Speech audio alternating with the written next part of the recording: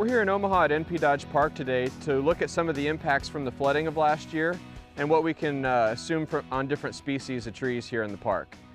Here we have some willows that are a resilient species for flooding. They do a great job having soggy feet and having water up to their waist for long periods like we had last year. In some cases, we actually have some rooting structures, like you can see, that come above the flood line to get oxygen to the tree during that inundation period. And you'll even see some of these adventitious roots in the weeping branches that brush the water. Maples are not a family of trees that are particularly good at flooding response. As you can see behind me, there are maples that are in different stages of decline.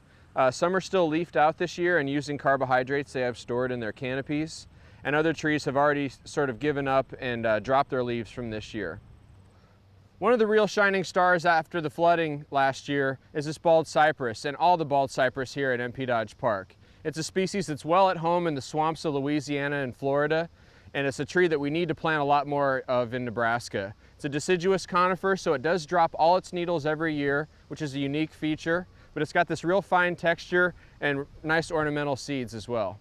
Cottonwoods are considered to be the king of the prairie, and they definitely are a major component of the forest up and down the Missouri River Valley for good reason. They like that constant source of moisture, but they are prone to fall over after the flooding with the saturated soils and the root rotting that comes along with that flooding and that long inundation period.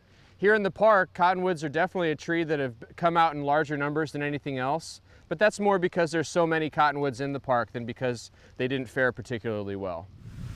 As its name implies, swamp white oak is another tree that's well adapted to wet situations like we had last year. You can see the one here behind me in the parking lot here, literally yards from the river, did spectacularly through over 100 days of flooding last year. On the other end of the spectrum, our state champion is growing on a hot, dry, west-facing slope with little or no supplemental irrigation. So just a real adaptable species, another one that we need to plant as much as we can. A third great flood performer here in NP Dodge Park is sycamore. You can see we don't get 100% success from any species.